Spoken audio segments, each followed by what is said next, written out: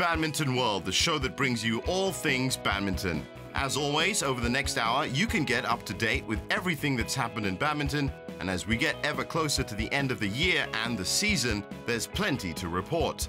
On the way, results from all the badminton categories from not just the French and Danish Super Series, but also the World Junior Championships that were held in Chiba City this month. Plus, another player takes time out from her busy schedule to talk to us, and the interview chair this time round is graced by none other than Tine Baun.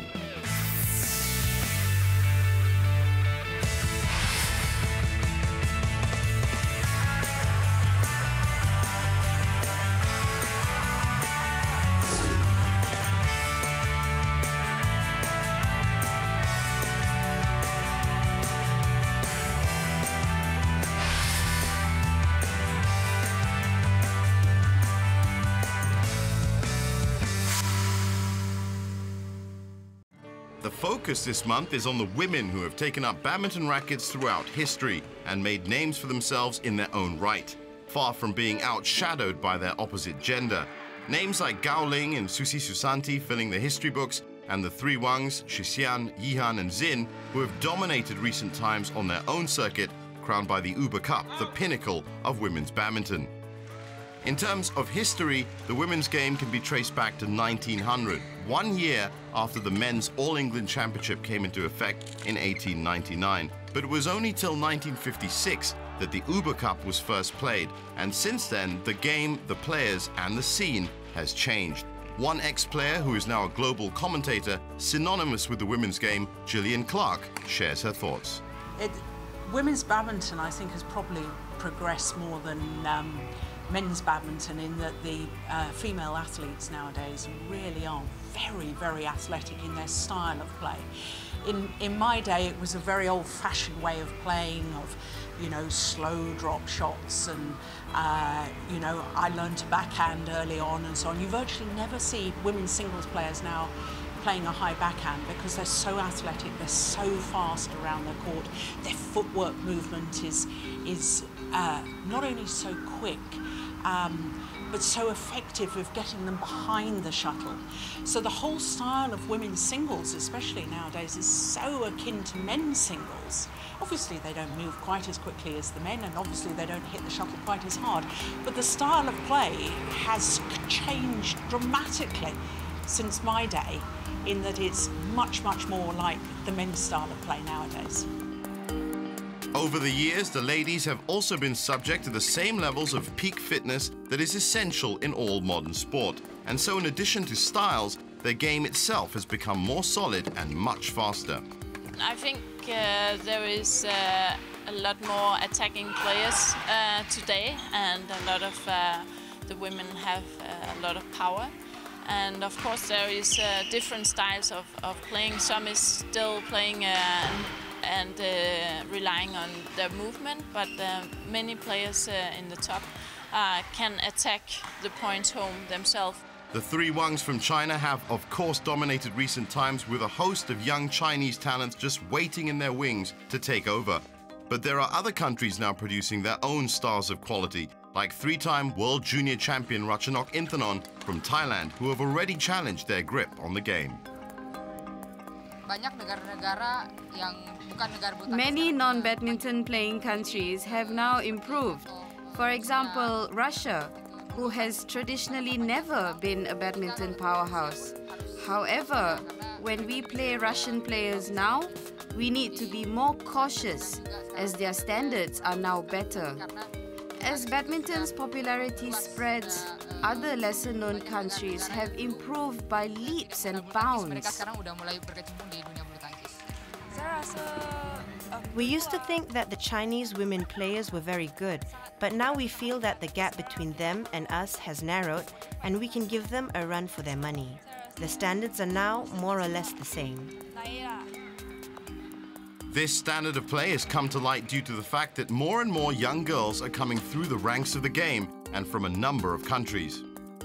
We have a whole host of wonderful youngsters, huge talent.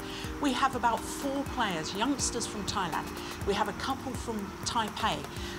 We've got at least 2 superstars already from India in Saina Nehwal and Sindhu, who played particularly well, beating the Olympic champion at the China Masters. We've got some young Japanese players. You know, there's a whole host of young female women's singles players that come the next Olympic Games over this Olympiad, this 4-year period. I think there could be a shift in power because, of course, we've said for so long the Chinese are dominant and the South Koreans have also pushed them the whole way. There's a couple of very good young South Korean players as well, I hasten to add.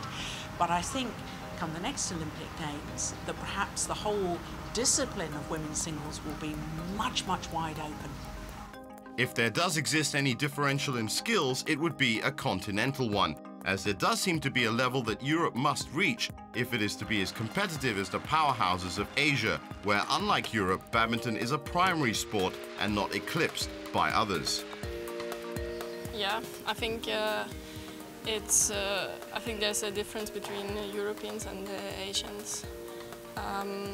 Like the living or in Europe is hard to make a living out of badminton. So I think for women it's like you have to decide kind of, okay, I have the possibilities and I try to do it professional.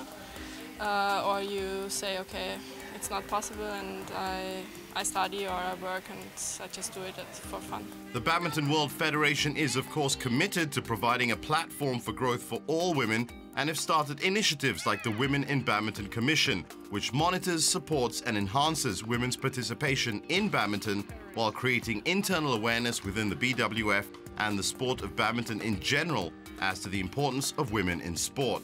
And it's good to see that as the women's game gets bigger, that it isn't just players that are making headlines. The future is seeing women presiding over badminton associations such as Zimbabwe, while Hilary Atkinson recently claimed the honor of being the first female badminton manager at the London Olympics. Badminton. No sport comes close. We're off for a break, which means it's your chance again to tackle our badminton brain teaser. Of all the ladies who have graced a badminton court, which of them was the most successful women's player in badminton history? Coming up next, we check in with Chiba City to find out who came out on top at the World Junior Championships, while also looking further into the skills and styles that exist in the women's game. So stay tuned to Badminton World. Hi, my name is Reiko Shiota. I love Badminton World. Thank you.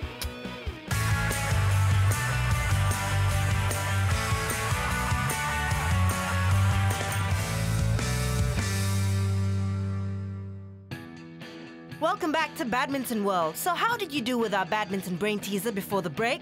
Though many have been successful, Zhang Ning stands out, being the only female player to win the Olympic gold medal twice for women's singles in both 2004 and 2008. She has played badminton on the world scene since the mid-1990s and has been particularly successful since 2002 while in her late 20s and early 30s. Relatively late for singles at the highest level before retiring in November 2008. To results now, and China returned to the summit of junior team badminton, wresting the Suhandinata Cup from host Japan, narrowly winning the final 3-2. The tie went down to the wire, with China having to come out from behind twice. There was a 2-2 deadlock after Japan snatched the boys' doubles and boys' singles, while China, who were behind 1-0 and then 1-2, stayed in the hunt by taking the girls' singles and doubles.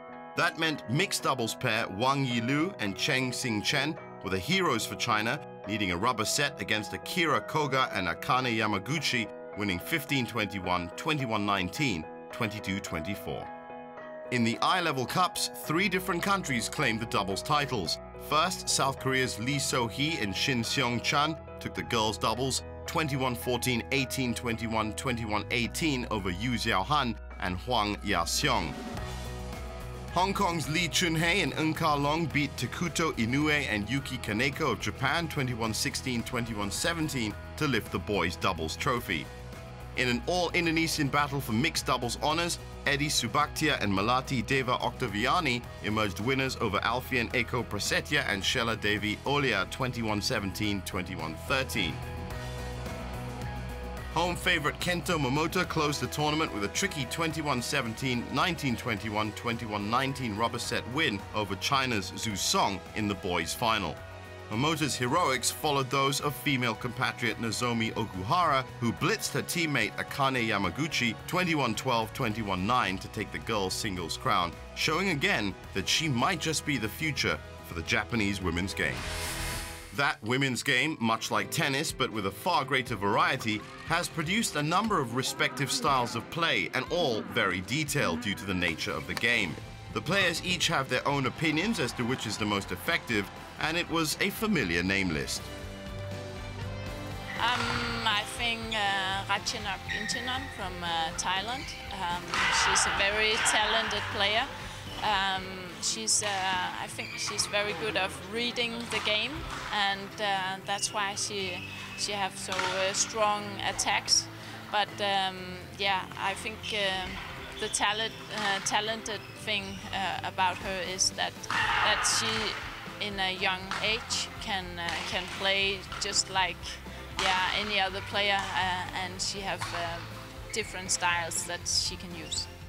In the last 4 years, I think that Wu Yang and Wang Xiaoli have been very good.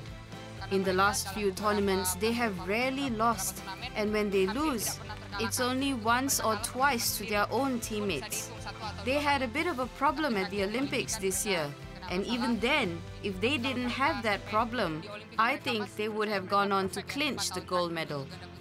Yeah, well, for me, I think I really look up the Indonesians, especially Gracia Polly and Melina. Yeah, so even though they're not the top, but I like the way they play, the style, yeah. And of course, you can't enter a chat about the best players without taking a trip through time to the champions who etched their names in the history books.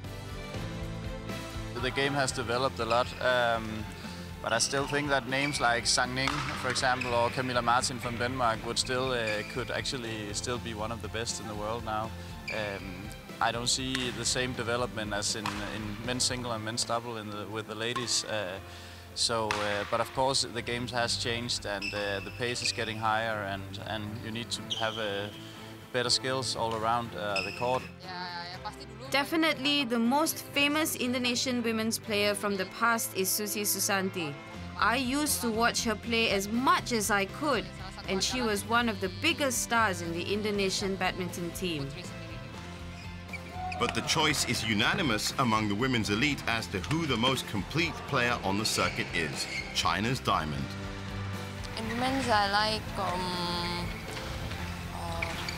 Wang Yan, her playing style, because she has an attacking game as well as, she's fast on court and she's very aggressive. Yeah, I think Wang Yihan has been on the tour for many years and has done really well, and she's always in the top in the end of the tournaments, and I think she has done really well, and she has developed her game all the time. I think Wang Yihan.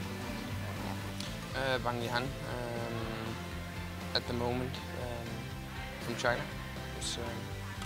I would guess so, yeah. And of course, I remember Camilla Martin from Denmark as a big idol for the women's singles players in Denmark. So I hope Denmark will have another rising star soon. While their skill level is unquestioned by playing at the highest level on such a regular basis, the advent of women into any sport, with golf as another example, brings with it a new and very colourful angle to the game, mainly from their characters and personalities. I want to see more individuals, more personalities. In my day, there were a lot more players that you could instantly recognise around the world as being not just great badminton players, great personalities, people who are more willing to talk to you in the media, us in the media, more personalities that show how they feel on court. I'm not for one moment saying that I want tantrums thrown on court in the way that maybe Serena Williams did at the US Open a couple of years back. What I want to do is see players showing when they're happy, sharing with us their emotions. Ha Tai Kwan, as a men's doubles player, former Olympic champion, he always engaged the crowd. You always got the crowd involved, and whether you were a Korean supporter or not, he was a great character. And I think what I'd like to see more is more characters in women's badminton at the moment. You have a huge number of characters in women's tennis, and look how big that sport is. We need those sort of characters here in badminton. A hot topic, of course, in any sport that has a women's division is what they will be wearing. Serena Williams has pushed the envelope of fashion in tennis, but in badminton, it's more of a practical choice. Most of the players wear skirts, but I'm not very comfortable wearing skirts whilst playing badminton. Other accessories or attire depends on the individual. For example, the Japanese players like to wear skirts. Some love to wear skirts, you know, some like shorts. I love to wear a skirt while playing, so, you know. But for me, like, you have to wear, you know, what's comfortable with you. Kalau komen saya sih pribadi bagaimana kita nyaman aja dalam berpakaian. I personally feel that we should wear whatever is comfortable. We are not on a fashion show catwalk. Hence, our attire should reflect our actions on court and allow us to be flexible and move freely. One of the old rules states that women must wear skirts, but I personally do not prefer this as I find that uncomfortable. I do wear skirts when I go out, but when I'm playing on court, I find that wearing a skirt is not practical. I think it's up to each individual. Some are comfortable in shorts, whilst others like wearing skirts or other attire. Ada yang nyaman saya celana, ada yang nyaman kaos, ada yang nyamannya long, ya itu masing-masing pemain aja dia bagaimana nyamannya.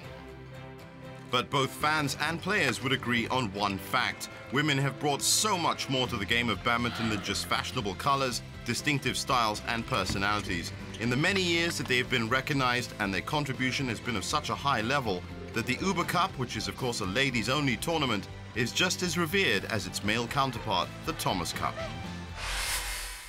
Badminton. No sport comes close. Coming up, we take a look-see at who was top of the heap at the French and China Opens and find out why crocodiles are so important to Tine Baun. It's all coming up, so stay tuned to Badminton World.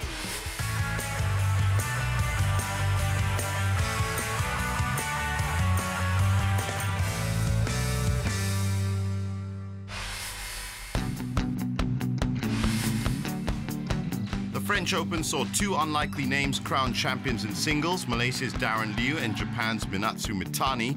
Both Liu and Mitani upset all the odds by getting to Sunday and taking the title. Both youngsters achieved a remarkable feat as it was the first major title for either player.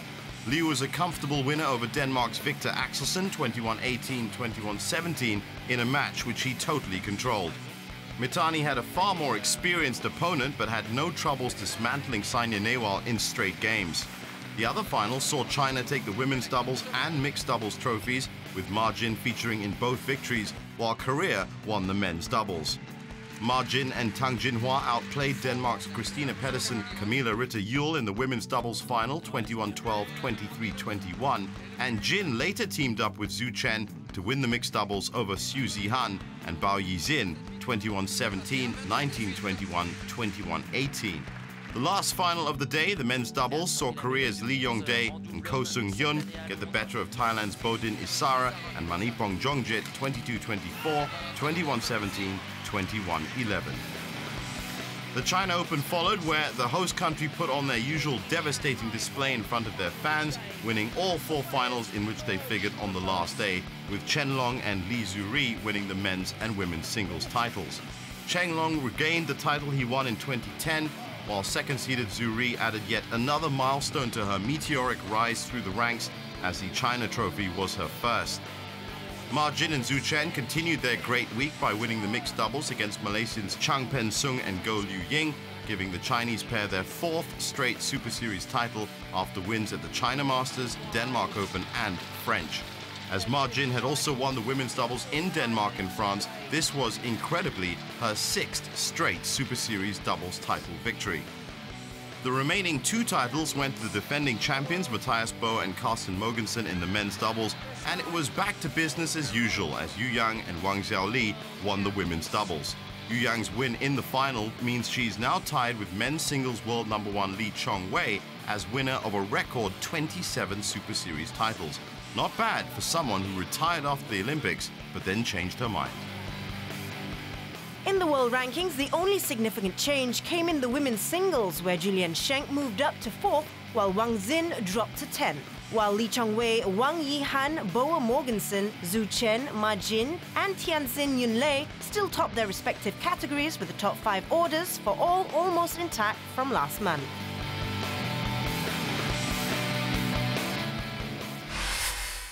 Badminton. No sport comes close. Our player profile this month focuses on one of Europe's long-standing stars from the women's game, who has tasted victory on enough occasions to be remembered in history, but now at 33 might be thinking that her prime years are over. For Tine Baun, her love affair with the game of badminton hasn't diminished in any way, as we found out when we sat down with her.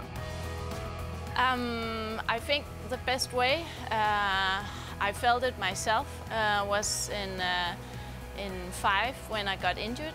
My Achilles was ruptured, and at the end of that day, the same day, I was so desperate coming back to the court, and I was my career wasn't supposed to end like that, so I already missed it when I couldn't play at the evening the same day. So yeah, I just love playing badminton, and that's why I kept on going. And I think after the injury, I've never been playing so well. So yeah, something good in the injury for me is that my eyes up for how much I love badminton.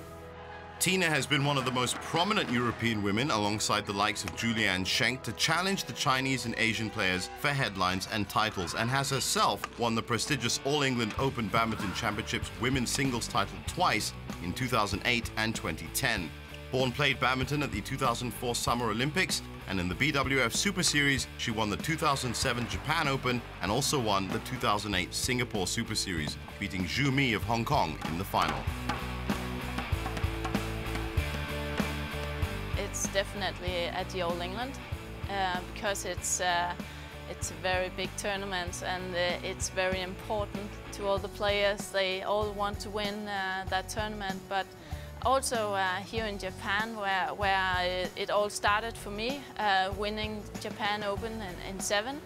But also Malaysia, I've won there. I feel so confident when I enter Putra Stadium, and yeah, many places, but the biggest win in my career, I believe that is 2 titles at the All England. But even with all those memories to fill her head, her prime motivation to keep going through the grueling year-long schedule comes from the constant support of her husband, who makes sure she's mentally ready to compete. Many of the tournaments I have my husband with me. He's a team physio for Denmark, and before I met him, I was staying pretty much at the room and not doing much, and just preparing and sleeping and watching videos. But after I met him, I'm much more out in the cities and yeah, going sightseeing, and just to have some good memories from the cities. So yeah, I've changed a bit, but I like more going out now. And just like every other woman on the planet, she has her own agenda when it comes to her free time and the things she likes to wear. I love high heels, but I don't use them because then I'm much taller than most of the men, so I don't think it's nice. But handbags, clothes, yeah, I'm actually a cosmopolitan, so I like to go out and have my skin done, and yeah, nails. So yeah, I'm very much a woman outside court as well. And her off-court interests don't just end there, as she's a big fan of food and making it, with cooking one of her favorite pastimes. Yeah, I really like Indian food, sushi, Italian food, At home, my Indian food is not good, so I like to go out eat Indian food. Mostly it's Italian food we do at home. So yeah, I'm better cooking Italian than Indian. And sushi I haven't tried yet, but I love to be in Japan eating sushi. It's very high quality here. And this might be a treat for any Tine Baun fans. Believe it or not, the Danish girl who is so precise and clinical on court actually believes her success recently may be helped by something else, a small lucky charm that came from a surprising source. Actually, when I won my first tournament, big tournament here in Japan in 7, there was a fan from Singapore who gave me a little crocodile. And yeah, it's been in my bag ever since, and it's brought me a lot of luck. So it's still in my bag. Each time I change my ketchup bag, I will bring it to the new one. Whether it is the lucky charm or just the charm of the lady herself, the women's badminton scene is a richer place by having Denmark's best stepping on court. And maybe at some point in her career, she might elevate that title to the world's best. Badminton. No sport comes close. The 2012 badminton season has seen its fair share of thrills and spills, but like all good things, it must come to an end, and it will do this coming month. It's the big one, the BWF Superseries finals, which this year will be played out in Shenzhen, China. And that's not the only good thing that ends next month, so join us for our season-ending Badminton World featuring a review of the best moments from 2012. Before we go, here's our usual Super Series moment of the month from Minatsu Mitani at the French Open. Should you want to send us your choice, please send your emails to badmintonworld@totalsportsasia.com. For now, it's goodbye from Badminton World. It's the world we know.